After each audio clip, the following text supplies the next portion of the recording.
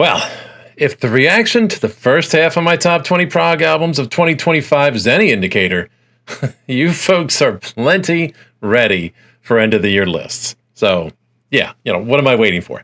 Let's get on with this, shall we?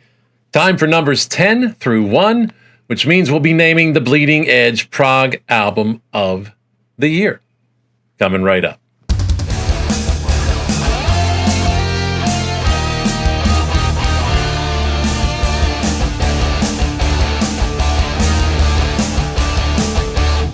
Hey, Prog Noggins, Dave here. Welcome to Bleeding Edge as we dig into the final half of the Bleeding Edge Top 20 Prog Albums of the Year, as I promised. If you haven't already seen the first video with numbers 20 through 11, you might want to check that one out first. I mean, it depends on how much of a stickler you are for chronological order. Whatever, I'll do what I want. Or not. It's all good. I'm fine.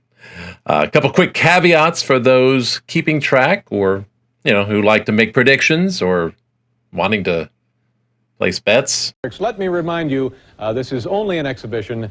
This is not a competition. Please, no wagering. I did not include EPs, and there have been a couple of dandies out this year. Yes, I said dandies.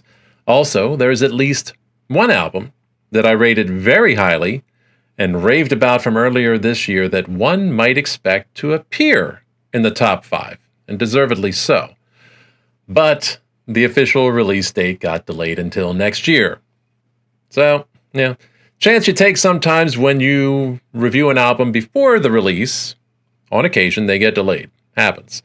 So, the official release date rules all in these matters, so you can expect them to be placed very highly next year. Now, let's get to the nitty-gritty.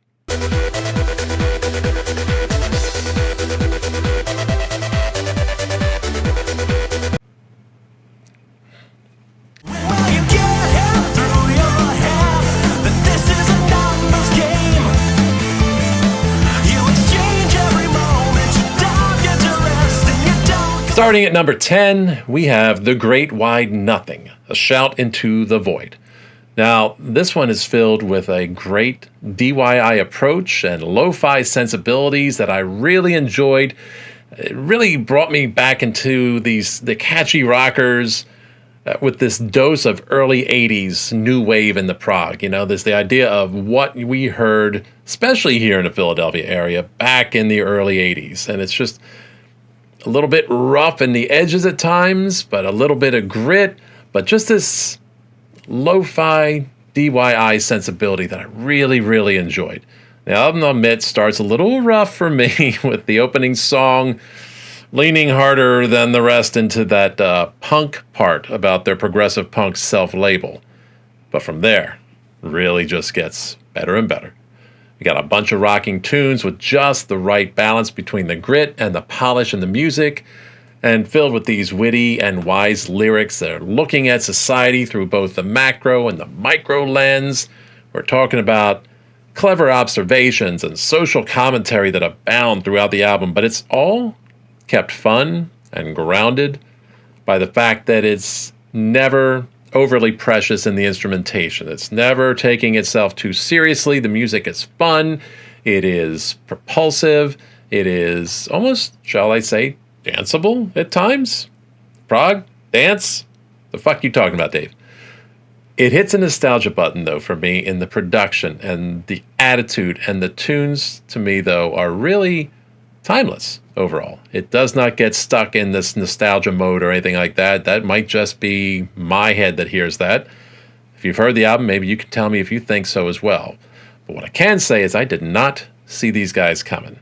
But I am very happy to have been blindsided. Midnight Messiah.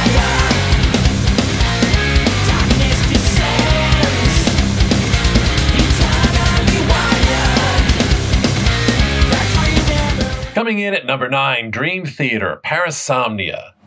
I think it is safe to say at this point that the return of Mike Portnoy seems to have been a bit of a success. The band is playing with this touch more energy, and verve than they've been on the recent albums. In fact, I feel like they were energized more than they've been in quite a while. And it's continuing a trend, really, as far as things improving during that non-Portnoy period. And certainly not to cast any shade of Mike Mangini. The man is fantastic. He's a gentleman, and they put out a lot of great music with him. But I feel like there was a bit of an upswing with the last album, A View from the Top of the World, and this one continues that upward trend for me. Matter of fact, I did say this was, for me, the best album since Octavarium, and I will stand by that. It's not really, though, what I would call a massive departure from the recent albums, but it's a small added dose of what I would like to call focused creativity. We've got an album concept. We've got some consistency through the album in terms of what they're trying to do. And there's little touches and flourishes here and there that are callbacks to their days with Portnoy the first time around. And as far as I'm concerned, James LaBrie really has hit a late career stride in terms of handling his vocals and all that and adjusting to how his voice has changed over the years. He found a sweet spot on this album, and his performance is really, really, really good. And Petrucci found space for a bit more feel and a bit less technicality in his solos, and nothing can drive that home more than especially the second solo in Bend the Clock. And there's some really good stuff going on here, and I feel like the guys are maybe getting their groove back a little bit. It may not be exactly what they were in their heydays or their top albums, but it certainly is something I think they can feel really good about. And I just got to say, for me, it's good to have Mike home.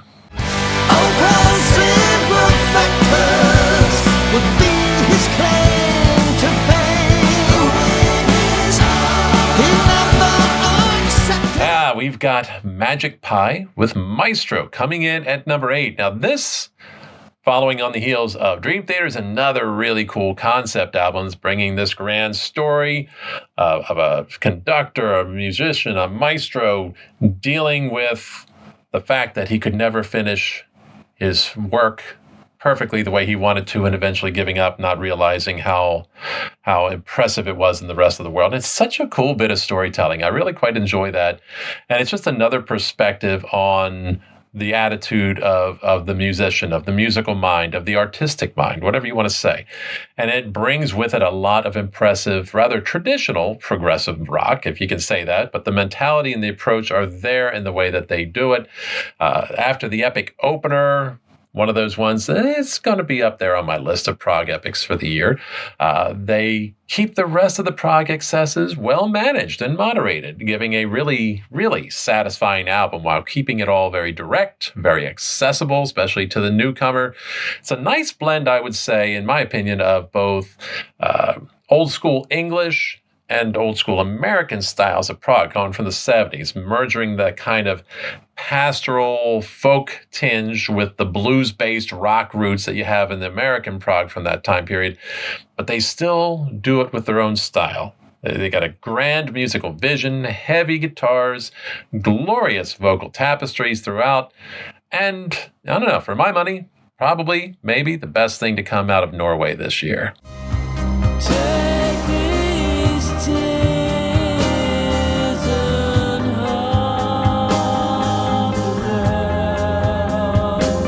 And we have at number 7, Cosmograph, the Orphan Epic. Spacey, moody, atmospheric, deceptively aggressive in sudden bursts. I'll figure out what that means later. It sounded cool. It's a one-man show, really, that is deftly blending contemplative Floydian musical landscapes with dashes of electronics, these grand orchestral flourishes, and pounding waves of post-metal riffs. Yep, that's what I said. At times, this kind of sounds like the Steven Wilson solo album I kind of wished Steven Wilson put out himself this year. But I think that's probably really a bit unfair, both to Steven and both to Cosmograph, because this one stands on its own. Cosmograph is one dude doing his own thing, and I am more than happy to float along with the floating rivers of fluid prog rock he's putting out. And wow, I really got a little geographical with that description there, didn't I? It could be the whiskey.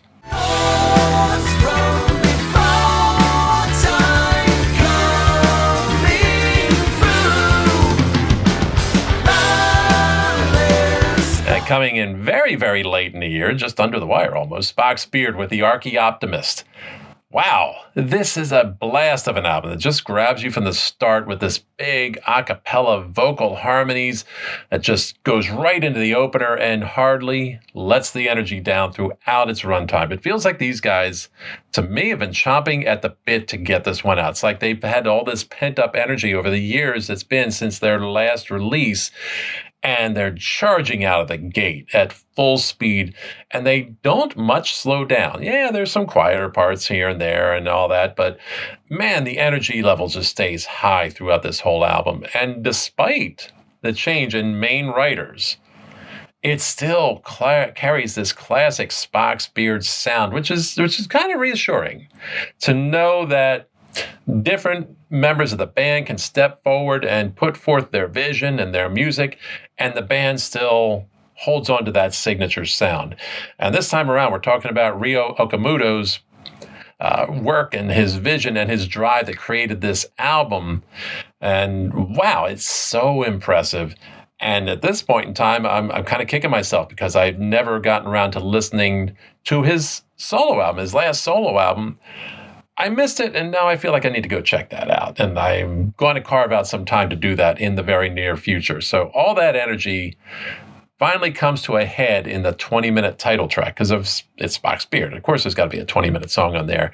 And that one shifts just effortlessly from rock to this yacht rock kind of funk to metal. Yeah, I'm not kidding. Sinister power chords coming through in the middle of that song. It's just a really cool piece of music. And again, another one of those that is up there for Epic of the Year. I don't think I'm going out too much on a limb, but I'm going to say I feel pretty confident declaring this the best album of the Leonard era. I don't know. Would I be going too far to suggest it might be their best since Neil left? You decide. And I don't even feel the world before, and all my dreams are dead. So wake me up.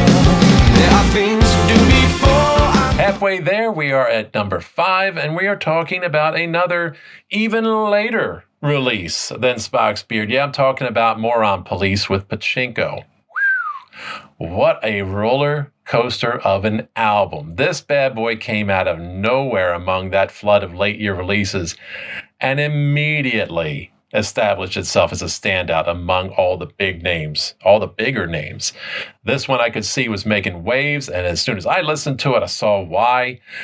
You can start with the album cover because that really in and of itself seems to visually express the musical personality of this album perfectly. Big, bold, colorful strokes, wild lines, wacky images, fantastical animals and vistas, like a tropical version of Roger Dean on Adderall or something. It is, that's the music. There is so much infectious energy in this album. It is absolutely undeniable, and it just never lets the listener get bored. In fact, skip your Adderall dose that day when you listen, because you're going to need to be off of that if you hope to keep up at all with the rollicking energy and the ever-shifting textures and tones. You don't slow your brain down even a little bit. Don't put it under control. Just roll with it. And if you're not familiar with these guys, for the love of God, go introduce yourself.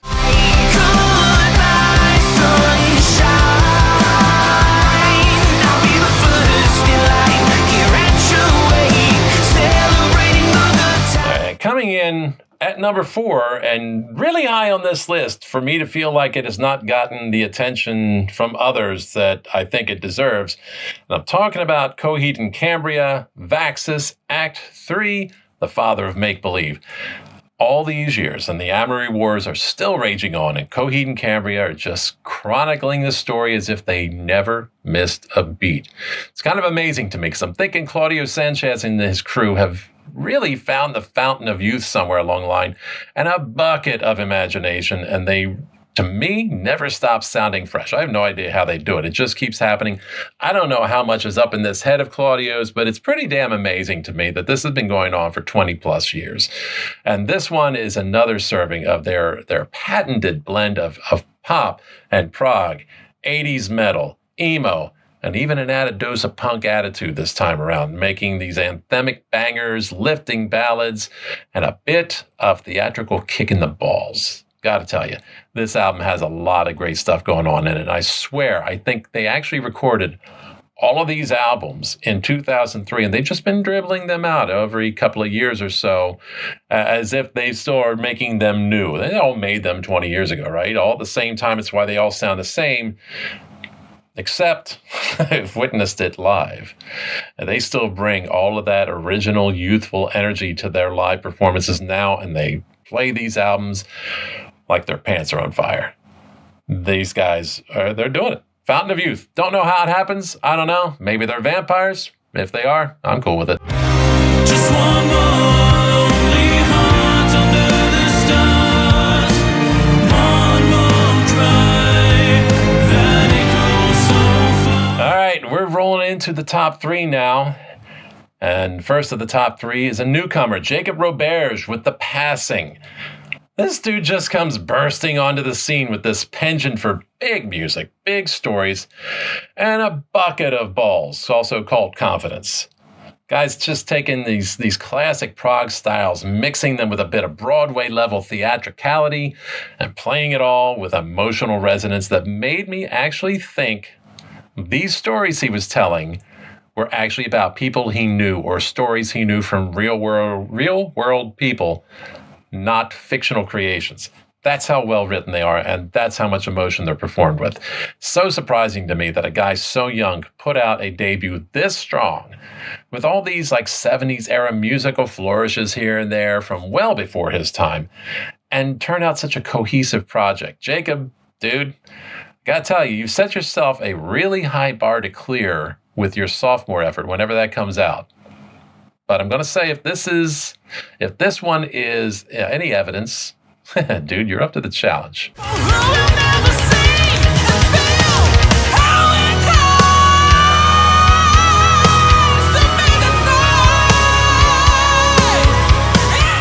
And coming in at number 2 is a band that I thought was lost to the ages. I thought was done. I didn't know where they were. It's been a long time. Jack the Joker returns with The Devil to Pay in the Backlands.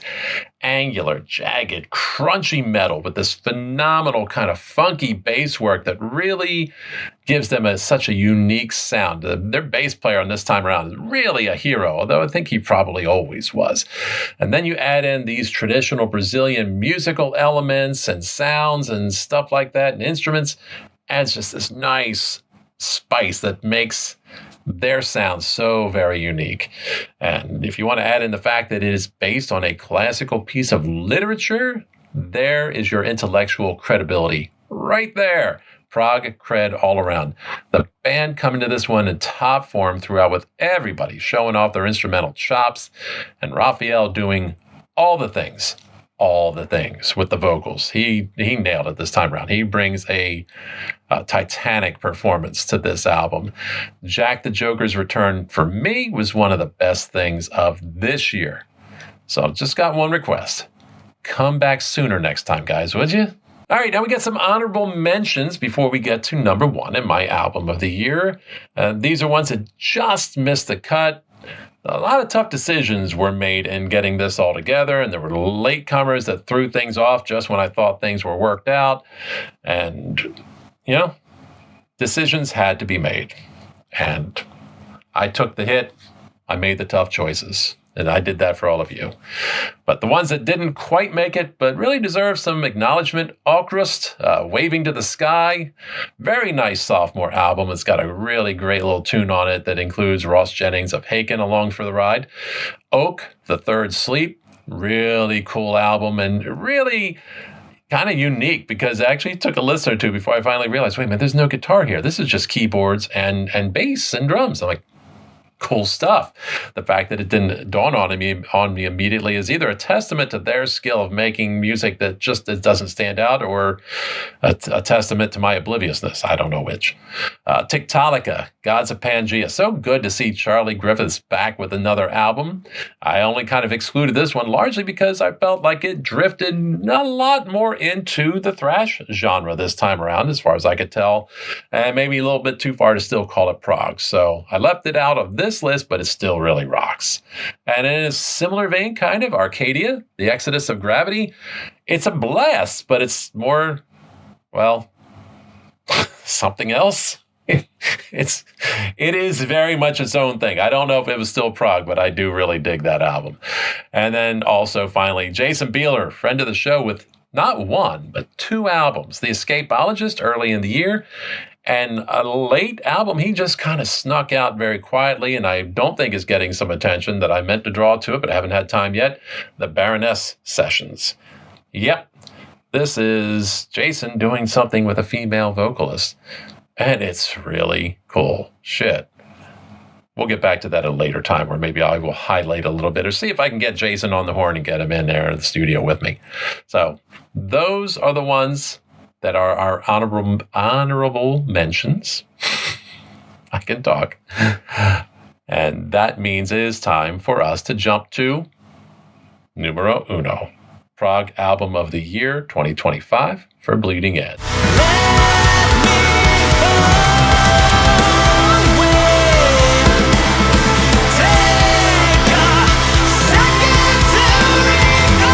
Just wow. ILO, Legacy. This one grabbed me by my attention-getting parts from the opener. It's got the muse-tinged slow burn into grandiosity. Big stuff happening from there. It's all these powerful surging guitars, expansive keys laced with arpeggios and ambience and all this stuff. Jagged staccato drums and soaring, passionate vocals, oftentimes with blended wonderful harmonies. And somehow they took all of this and mixed it all in an absolutely perfect proportions. And it's not just tons of in-your-face crunch and power. There's a bit of pop sensibilities here that make the melodies memorable and immediate. And when it's time to take the tempo down, become gentle, they nail that just as well too.